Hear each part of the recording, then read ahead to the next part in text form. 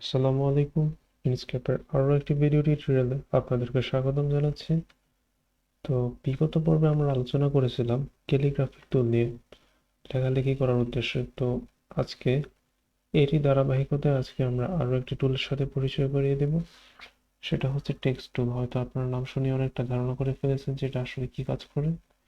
আমরা যদি বাম পাশে টুলবারের দিকে তাকাই তাহলে দেখতে পারবো যে এই আইকনের মতো একটা টুল আছে, যেটা এর ডান পাশে একটা ইনসারশনের মতো একটা আইকন আছে শেপ।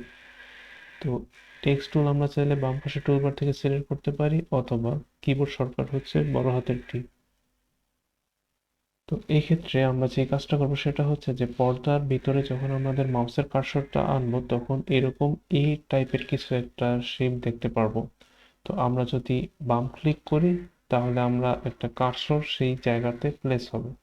তারপর যদি আমরা কিবোর্ড থেকে কিছু টাইপ করি তাহলে আমরা সেটা পর্দার ভিতরে দেখতে পারবো। তো এক্ষেত্রে যদি আমরা খেয়াল করে দেখবেন যে আমাদের নিচে ডান পাশে একটি ডায়মন্ড শেপের একটি আইকন আছে। তো এই আইকনটা আমরা চাইলে সিলেক্ট করে আমরা চাইলে টেক্সটের যে লেভেল সেটাকে কন্ট্রোল করতে পারবো, অর্থাৎ টেক্সট কতটুকু জায়গা নিয়ে থাকবে। তো এটা চাইলে আমরা অনেক বেশি মানও ব্যবহার করতে পারবো। আর টেক্সট টুলের সিলেক্টেড থাকা অবস্থায় আমরা যদি উপরের দিকে তাকাই বেশ কয়েকটা অপশন দেখতে পারবো। সবার প্রথমে হচ্ছে যে এ লেখা এই জাতীয় কিছু একটা দেখতে পারবো। এখানে যদি আমরা মাউস হোভার ওভার করি তাহলে সিলেক্ট ফন্ট কালেকশন এই জাতীয় কোনো একটা অপশন দেখতে পারবো। তো এখানে যদি আমি সিলেক্ট করি আমাদের কাছে দুইটা অপশন আছে। একটা হচ্ছে ডকুমেন্ট ফন্টস, অর্থাৎ এই ডকুমেন্টে আমি এই পর্যন্ত আমি যা যা ফন্ট ব্যবহার করেছি সেটা, আর তারপর হচ্ছে রিসেন্টলি ইউজড ফন্ট, অর্থাৎ এই পর্যন্ত এর আগে আমি কি কি ফন্ট ব্যবহার করেছি। তো ব্যাপারটা দেখার একটু সুবিধার্থে আমি আরো একটা টেক্সট তৈরি করি একটু নিচে। তো এই ক্ষেত্রে আমি যদি আরেকটা টেক্সট তৈরি করি সেক্ষেত্রে একটা ফন্ট সিলেক্ট করি। মনে করা যাক আমরা উবুন্টু নামে একটা ফন্ট সিলেক্ট করে ফেললাম।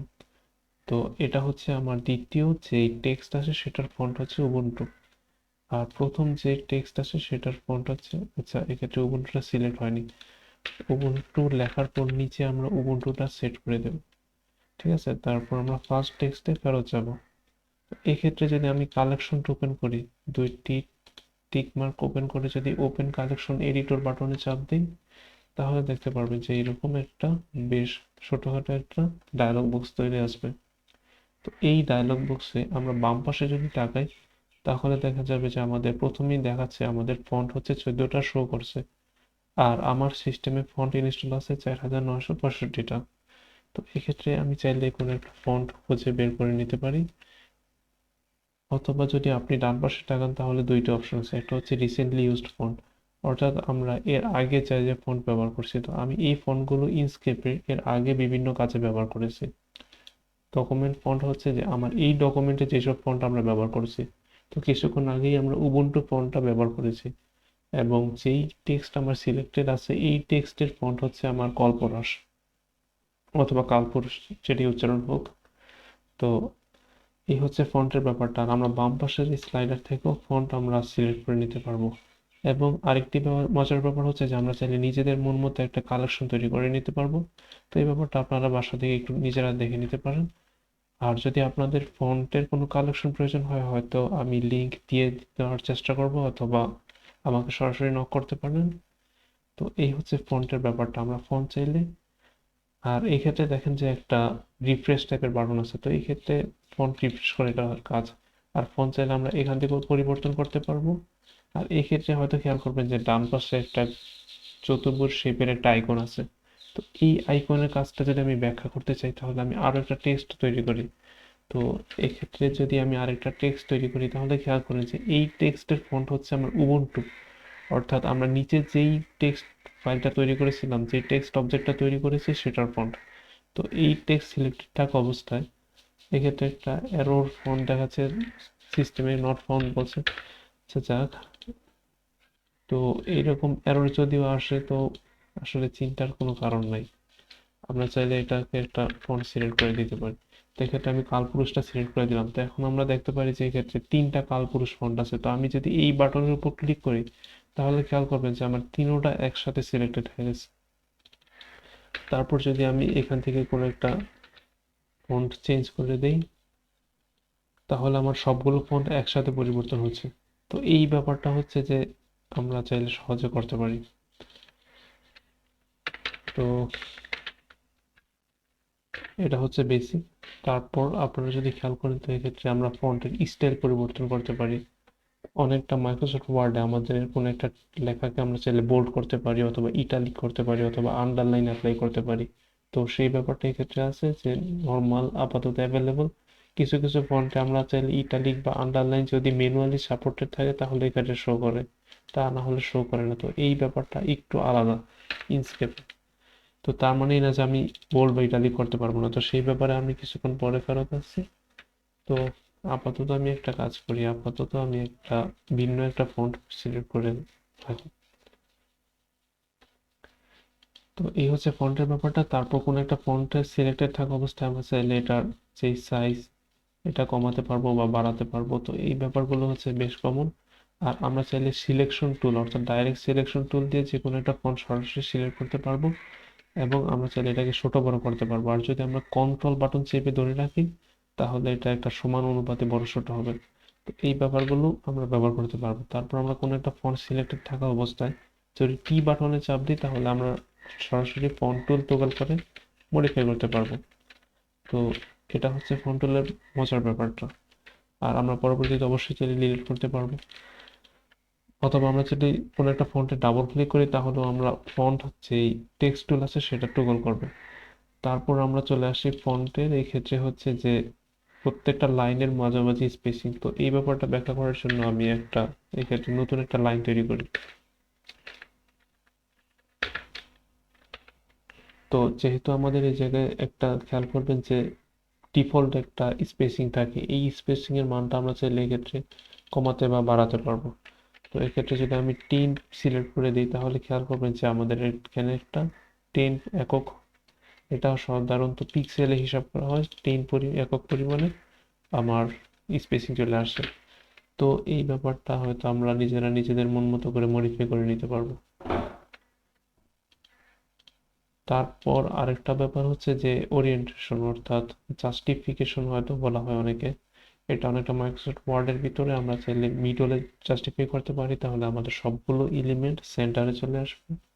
তারপর আমরা রাইট, তারপর আমরা লেফটে জাতীয় যে জাস্টিফিকেশন ব্যাপারগুলো আছে এগুলো চাইলে সিলেক্ট করতে পারবো। তারপর আরেকটা মজার ব্যাপার হচ্ছে যে সুপারস্ক্রিপ্ট এবং সাবস্ক্রিপ্ট। তো এই ব্যাপারটা ব্যাখ্যা করার জন্য আমি একটা লেটার সিলেক্ট করি। তারপর যদি আমি এখানে সুপারস্ক্রিপ্ট টগল করি, তাহলে দেখবেন যে এই লেটারটা উপরে চলে যাচ্ছে। তো এটা অনেকটা আমরা ছোটবেলায় যেই এ স্কোয়ার বি স্কোয়ার লিখতাম, তো সেই ব্যাপারটার মতো। তো এইটা বেসিক, যারা মাইক্রোসফট ওয়ার্ডে আগে ব্যবহার করছেন তারা হয়তো এর সাথে বেশ ভালো করেই পরিচিত। তারপর আমরা ফেরত আসি স্পেসিং এ। তো স্পেসিং এর ব্যাপারটা হচ্ছে যে আমাদের প্রত্যেকটা লেটারের মাঝামাঝি স্পেসিংও আমরা চাইলে কন্ট্রোল করতে পারবো, অথবা প্রত্যেকটা ওয়ার্ডের মাঝামাঝি যে স্পেসিং আছে সেটাও আমরা চাইলে কন্ট্রোল করতে পারবো এখানে। তো এই মানটা দেখতে সুবিধার জন্য আমি একটু বড় করে নিই। আর এটা হচ্ছে যে আমার প্রত্যেকটা ওয়ার্ডের মধ্যে মাঝে স্পেসিং। তো স্পেসিং এর ব্যাপারটা হচ্ছে যদি আমি একটু বাড়িয়ে দিই, তাহলে হয়তো বুঝতে আরো সহজ হবে। আর এইটা আপনারা চাইলে নিজেদের মন মতো করে চাইলে পরিবর্তন করে নিতে পারেন। তো প্রথমত এই প্রথম যে ভ্যালুটা আসে সেটা হচ্ছে প্রত্যেকটা লেটারের মাঝামাঝি স্পেসিং।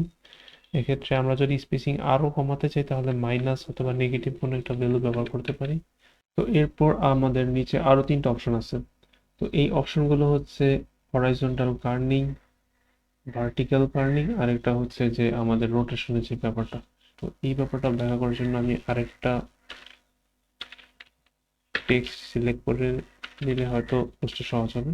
তো এক্ষেত্রে খেয়াল করি যে আমার কার্সরটা আছে আর এর আগে।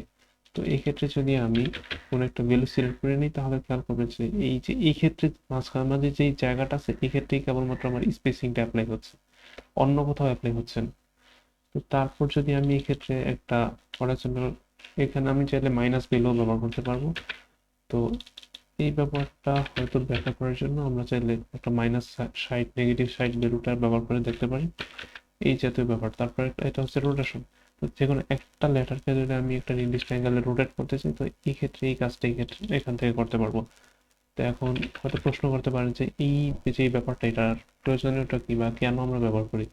তো এই ক্ষেত্রে মূলত আমরা এটা ব্যবহার করি হচ্ছে আমাদের যে বিভিন্ন ধরনের টাইপোগ্রাফিক যেই ডিজাইনগুলো আছে সেগুলো তৈরি করার জন্য সাধারণত ব্যবহার করি।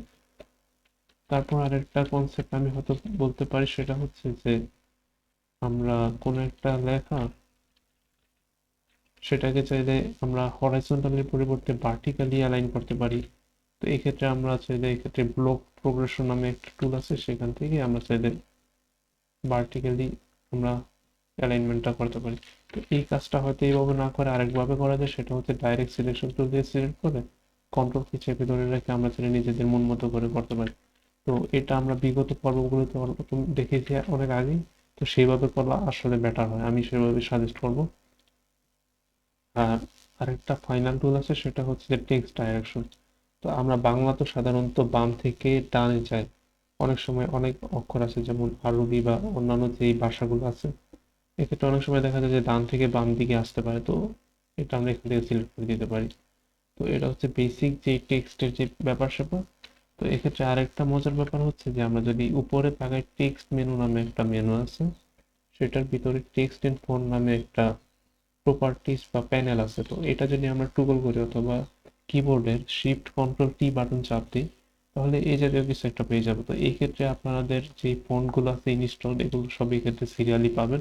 আপনারা এখান থেকেও একটা চাইলে ফন্ট সিলেক্ট করে অ্যাপ্লাই করে দিলে ফন্ট এখানে অ্যাপ্লাই হবে।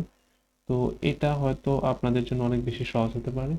তারপর ফন্টে যে বিভিন্ন ধরনের ফিচার আছে, এগুলো যদি আপনাদের ফন্ট সাপোর্ট করে তাহলে এখান থেকে কন্ট্রোল করতে পারবেন। তো এটা সাধারণত অ্যাডভান্স বা প্রিমিয়াম যে ফন্টগুলো আছে সেক্ষেত্রে থাকে। আর যে টেক্সট, এই টেক্সটটা চাইলে এখান থেকেও আপনারা চাইলে মডিফাই করে নিতে পারবেন। তারপর নিচে ডান পাশে অ্যাপ্লাই বাটনে চাপ দিলে সেটা এখানে পরিবর্তনটা হবে। আর যদি কোনো কিছু সেট এস ডিফল্ট দেন, তাহলে আমরা পরবর্তীতে যতই টেক্সট তৈরি করব অটোমেটিক্যালি এই ব্যাপারটা চলে আসবে। তো এই ব্যাপারটা একটু মাথায় রাখতে পারেন। তো এই ছিল আজকে টেক্সট নিয়ে বেসিক যে আলোচনা, টেক্সট নিয়ে।